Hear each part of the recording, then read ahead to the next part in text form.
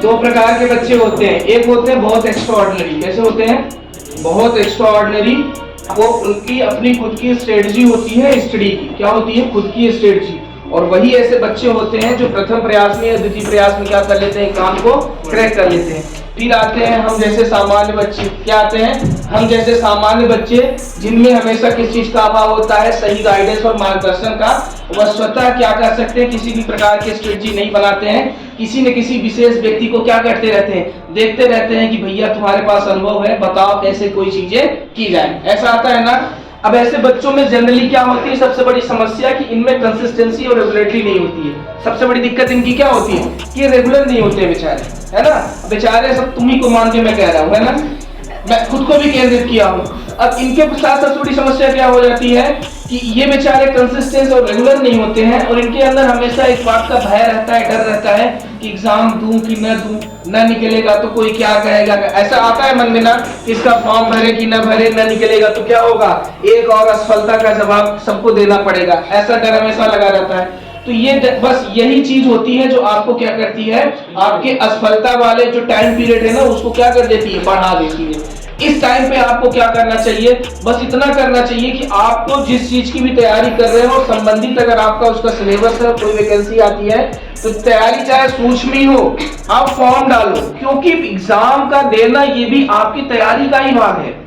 और आप क्या सोचते हो कि एग्जाम का देना क्या है? तैयारी के बाद का भाग है। जब हम अच्छे से तैयार हो जाए तब हमें देना चाहिए। अब आप हमें बताओ, क्या ऐसी कभी स्थिति आपके जीवन में आएगी जब आप कहोगे कि नहीं, इस एग्जाम के लिए मैं क्या हूं, पूरी तरीके से तैयार हूं? नहीं आती है ना। तो आपको यहाँ पे क्या करना चाहिए कि एग्जाम सदैव देते रहना चाहिए, क्योंकि वो जो अनुभव वहां से निकल के आता है आपका ना एग्जाम देने का, तो आपको एक चीज से दूर कर देता है, दूसरों से सलाह लेने की। क्या कर देता है? दूसरों से सलाह लेने के लिए आपको क्या कर देता है? हटा देता है, और आपका स्वविवेक निर्माण करता है। और फिर जब स्वविवेक के निर्माण से फिर जो आप स्ट्रेटेजी बनाते हैं, जो प्लान बनाते हैं अपनी शक्ति के अनुरूप, वो चीजें आपके लिए उपयोगी होती है ना? तो एग्जाम देने से कभी मत बचा करो। मत बताओ किसी को मैंने फॉर्म भरा है। सबसे बड़ी दिक्कत यही है कि तुम लोग सफलता से ज्यादा क्या खुशी इसी में मनाने लगते हो। फॉर्म भरा नहीं, 10 लोगों को बता फॉर्म भरे हम भी, है ना? पटवारी का हम भी भरे। मत बताओ। ये जो समय होता है ना तैयारी का, बेहद गोपनीय समय होता है ना? बेहद गोपनीय होता है। इस समय पर आप क्या रहो, खुद को मतलब ज्यादा लोगों से कांटेक्ट मत करो, है ना? कांटेक्ट मत बनाओ, सीमित रहो। और क्या करो? अंतर्मुखी बनो, बहुत बहिर्मुखी मत बनो। ज्यादा कांटेक्ट करोगे, जितने लोगों से संपर्क बनाओगे, उतने लोगों के विचार आएंगे, और वो विचार उस तरीके से आपको प्रभावित करेंगे, इन्फ्लुएंस करेंगे, और आप में भटकाव आएगा। क्या आएगा? भटकाव आएगा। इस समय की सबसे बड़ी विशेषता है कि बेहद स्वार्थी बन के रहा करो। अगर स्वार्थी नहीं बनोगे, है ना, तो बहुत सारे लोग बैठे हैं, है ना, जो क्या कर रहे हैं, 8-8 घंटे चौराहे में जेसीबी देख रहे हैं कैसे खोद रही है ना। अब जब इनको पता चल जाएगा कि तुम परेशान हो, तो तुमको सलाह देने बैठ जाएंगे, और ऐसी ऐसी सलाहें देंगे कि तुम क्या हो जाओगे? तनाव ग्रसित हो जाओगे, है ना? तो स्वार्थी हो, किसी से ज्यादा सलाह लेने की कोशिश मत किया करो। अपना अनुभव बनाओ, अपना विवेक बनाओ, और अपनी प्लानिंग बनाओ अपनी क्षमता के अनुसार। सबकी परिस्थितियां वही नहीं है, लेकिन ये जो क्षमता हो, ये जो स्ट्रेटजी हो, इनमें आपका स्वार्थ भरपूर हो, है ना? और इस समय किसी को जवाब देने के लिए मत तैयार रहो। बेशरम से बन जाओ। कोई आपके सामने ताने मार रहा है या कुछ बोल रहा है तो उसको बोलने दो, है ना? जो कुछ बोल रहा है उसको बोलने दो, उसको जवाब मत देना। क्योंकि जब यहाँ आप जवाब देते हो तो यानी आप अपने आप को और कमजोर साबित करते हो, है ना? आप मान लेते हो कि नहीं मैं कमजोर हूं, ये जो कह रहा है ये सच है, फिर आप उसको क्या करने लगते हो? उसकी पुष्टि करने लगते हो, उसको संतुष्ट करने लगते हो। तो ऐसा करो ही मत। ना किसी को जवाब दो, कोई ताना देता है तो उसको मत करो, बस अपने आप में लगे रहो, बस तैयारी करते रहो, और हर एग्जाम देते रहो।